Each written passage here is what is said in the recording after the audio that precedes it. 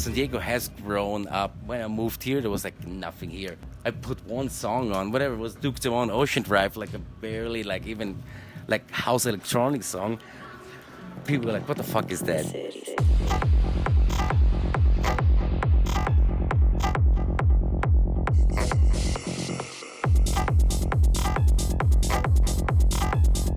Welcome back to On the Rail with Techno, Tosh. We are actually backstage at EQ Nightclub in San Diego, which is my hometown, and I'm super honored to be sitting with our guest here tonight because he's the owner of the club, and not only that, he opened up for Space 92, who is playing right now. You might be able to barely hear it in the background. This is ARP8. Welcome to the show. Hey, how are you guys? Good. I wanted you to kind of explain your process from coming to Vienna to the States, coming to San Diego and opening up a club, because especially me being born and raised here, the scene has changed tremendously. There was almost no techno scene to begin with, and the fact that you're putting together lineups and kind of building that scene, how did it start for you and why did you decide to open a club here? I grew up in Europe and I always was like fascinated with the scene and all that. But once I moved here in like 2016, I was surprised that like there was almost like no scene besides like Cross was doing like festivals, you know, but it was like kind of unknown in a way. The later it got like 2022, 2021, Cross also got on the radar, and like the festival, what happened to on the waterfront, inspiring. I was like happy about it. The way of like electronic music made it over to the States. Before I used to play like one song of electronic music and everybody's like, what the fuck is going on here? Like, they didn't even know what the fuck is going on, you know?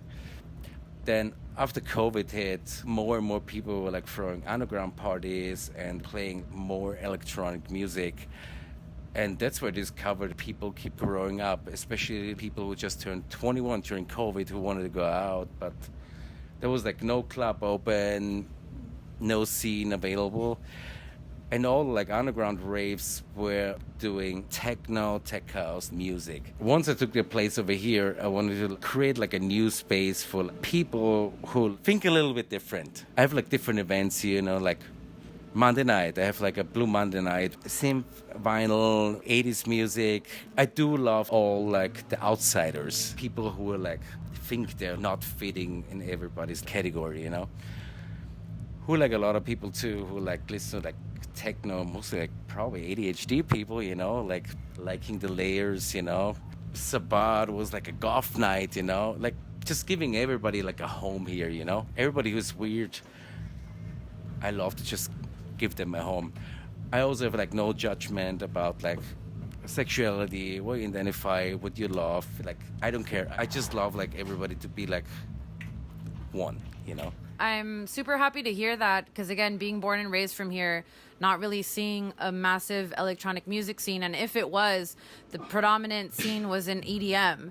And so that's what's cool to see now that I'm coming back, visiting family. And then I saw that the lineup was up and I reached out to you and I'm like, okay, this is interesting. And I actually reached out to him, not knowing that he was the owner of the club. So I was like, that's even more interesting because I haven't actually spoken to a club owner yet. And I want to know what the process is like opening it up. Because I'm not sure if you had experience doing that or not, or maybe hosting events, but what is it like being a club owner and the process of even opening it up if somebody else is wanting to do something like that?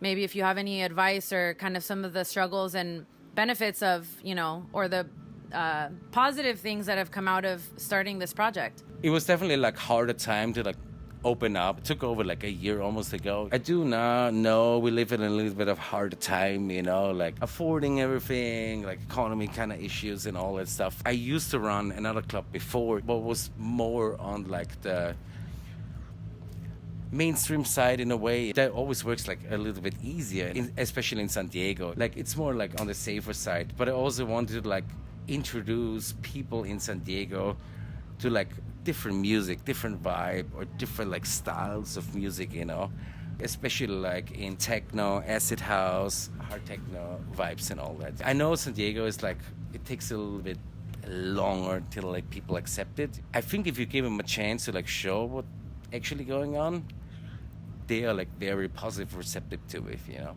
Sure, and I think too, I mean, you can argue this with me, but if you put together lineups or if you know what artists to put into your club, I would assume that might attract a certain amount of people. And maybe, I mean, I've met several people tonight that don't even know who the headliner is. And that's super cool to me, too, that the fact that they, whether they want to come out for a party or the fact that they're able to discover, you're part of the influence, which is super amazing. And I commend you for that. And what are you kind of planning to do with the club, or how do you see the scene growing so far since you've started? Well, I want to just make a safe, legal place for like everybody, and still like having fun, but still like being okay with it, or be like doing like outsider stuff in a way, you know? Like I understand like it's easier way to like doing like more commercial stuff and all that, but I also want to introduce like regular people to be like, hey, you want like different music, techno or acid house or something, you know? I know there's no place for it in like San Diego, but let me show you a place. You're gonna be fine and all, you know? Like, don't feel like you're an outsider because you don't listen to like Lady Gaga or Beyonce, you know? That's what I all care about. Just feel like, okay, accept it and have fun here, you know? No like judgment soon. And that's why I also choose the name EQ. Yes, for me personally, it has like a reason to like EQ for like equalizing, but I also choose that name for quality, where there's no like judgment soon for like what race you are, what ethnicity you are, you know? I just want like everybody to get together, you know? Have you gotten feedback from people that have been coming to your club or frequenting your club that kind of tell you what the difference is, or maybe what was lacking in the scene before that you've maybe put onto the map? Yes, I took a little bit inspiration from my country, or like Germany, Berlin, Bergheim or something, you know? Just have fun, enjoy your fucking time here. Have you felt any restrictions with the curfews in California? Since party ends at 2, last call's at 1:30 here.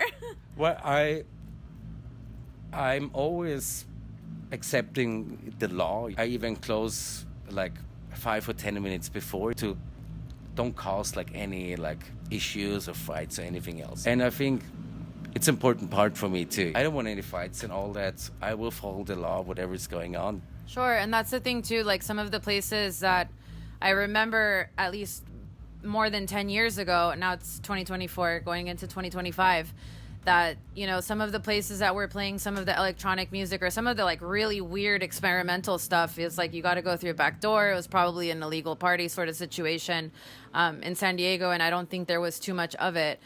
As a club owner, do you maybe want to share like some of the logistics that go into opening a club? Like just whether it's the lighting, whether it's the sound, like kind of what is that process like when you're building everything?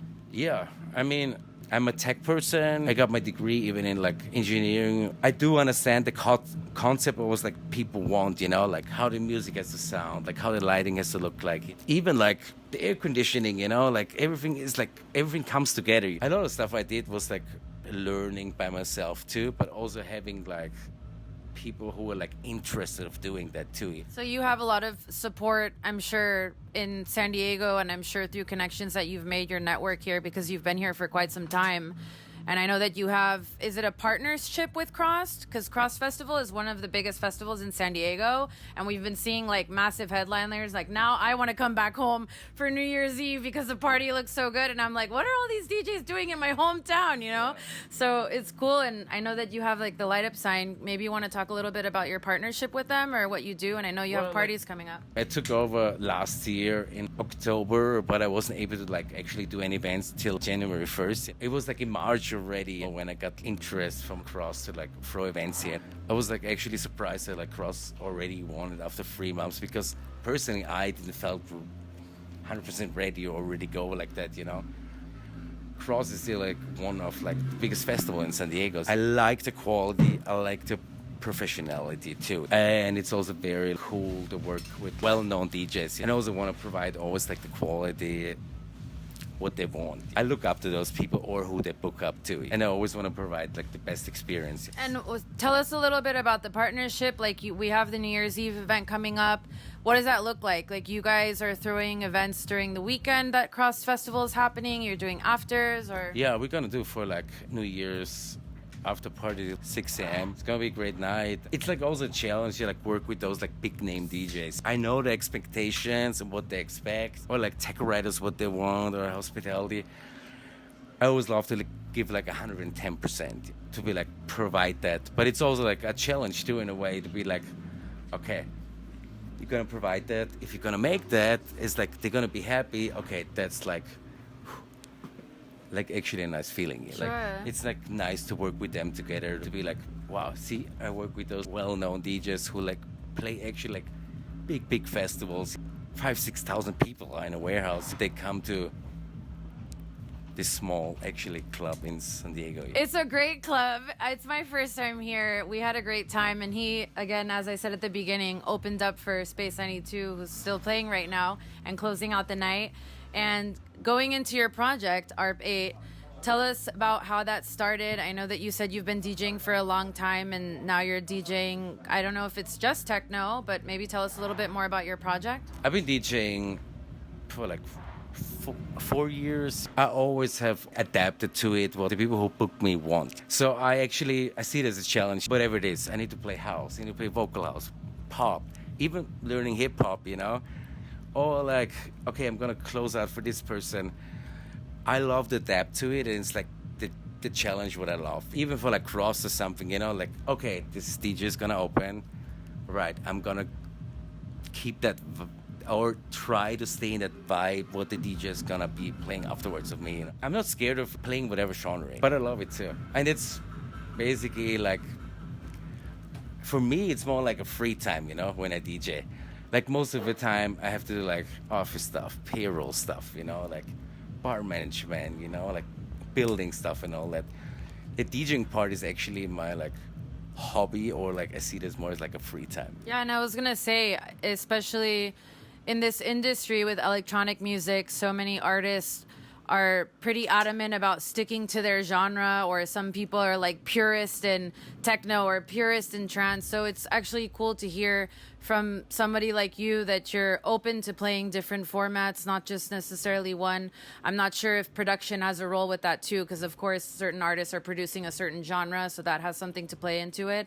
But also the fact that you're playing maybe different things, and that's, I would think, pretty freeing. Like, yeah, because I'm playing techno and I love it, so I don't mind like sticking to it. But I would think, you know, a year goes by, 2 years go by, 5 years go by, maybe you get sick of it. And all of us like different kinds of music. Like, we're not just stuck to one thing. I mean, maybe you are, but I'm sure that must be a good feeling to be able to feel free to kind of do what you want. Or if you're like, I want to play this kind of night, then I do. I do, yeah. I do love to adapt to the night. I know when people come out for certain like artists, people expect certain genres. 2 weeks ago, I had Katama here. I was like, kind of UK garage and all that stuff. Let me find out about him. Let me listen to his set. Let me carry that vibe into the whole night, you know, because that's why the fans or whatever are here, you know. And I feel like if people are like coming for that like kind of style or whatever, you know, actually they probably will enjoy it more if they're gonna hear like longer that kind of style of music. I'm trying, like every time I do an opening set or whatever, I'm not trying to play the artist like any of the songs, you know, because I don't want to take away. So I always try to be like respectful to the like main headliner too. I do look everything all that up. And that's nice too, because I feel like that opens up your range for knowledge in music, because you're actually making me think twice about what I do, because the fact that you're kind of studying the artists that you're going to play maybe before or after, I mean, that's also a really nice perspective. So I like that you said that too. Yeah, I love to do that. And like I said, I respect like the main artist and all that. I also know why like people come into here and they're like, they do want to see like a similar style or something. I feel like it makes the night more enjoyable for the people too, and they're gonna like whatever, pay cover and all that, you know, like if you give them like even a longer experience to it. Personally, I don't like to be like in a spotlight or whatever, you know. I try to stay in the background and whatever, but I do enjoy the music and all that, and I love when like people having fun and all that. Yeah, of course. It's definitely a compliment, especially throughout the night. If people are saying, I mean, many people have already complimented his set. I feel like he's getting more compliments than some of the other artists that have been playing, so it's really nice to hear.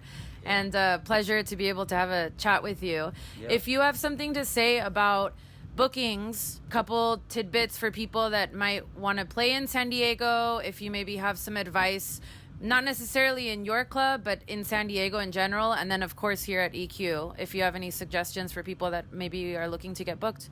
Yeah, I mean, even we're here to like during the week or something, you know, we like do open decks. I also want to give like people that like the experience to play on like expensive equipment and all that. People love that. People are excited about that, and like people should experience that too. So that's why I want to give them the chance. And it's pretty interesting, like even on like open deck side or something, you discover like new artists, you know, but we're always like staying in the background, you know. You don't like see them here, and you're like, wow, person is fucking great, you know. Hey, dude, you did great. Like, let me give you a booking. I love that. I know nowadays everything is about like social media and like following and all that stuff. And like, I see that now too, you know. If your marketing is good or your social media, you are like almost more booked than like people who are like actually care about the music. I don't want to be mean about that. I also, yes, I do know that marketing is playing like a big role and all that, but there are a lot of people out there who actually like love the music, but yes, maybe probably not the best of like market themselves. And that's nice too, because you're giving an open floor and essentially an opportunity for people to be able to showcase their talent, and not, like you said, not just focusing just on the marketing. So if you want to get booked at EQ and you only have one person coming in the crowd, you're good. No, I'm just joking. It doesn't even matter. It doesn't even matter, you know? Like if you have fun and you enjoy it, and like not just doing it because you want to just look cool. I've met a lot of people and they're just doing that because like, oh, it's cool now to be a DJ and all this. I understand it, but that shouldn't be the main point. All the equipment and technical stuff, yes, it got easier over like the time. If you look back like 10 years ago, you know, like, or even like whatever, CD 2000 or other stuff, you know, people actually had to use like headphones, listen to it, like, you know, beat match and all that stuff, you know. Yes, equipment makes it easy and all that stuff, but like,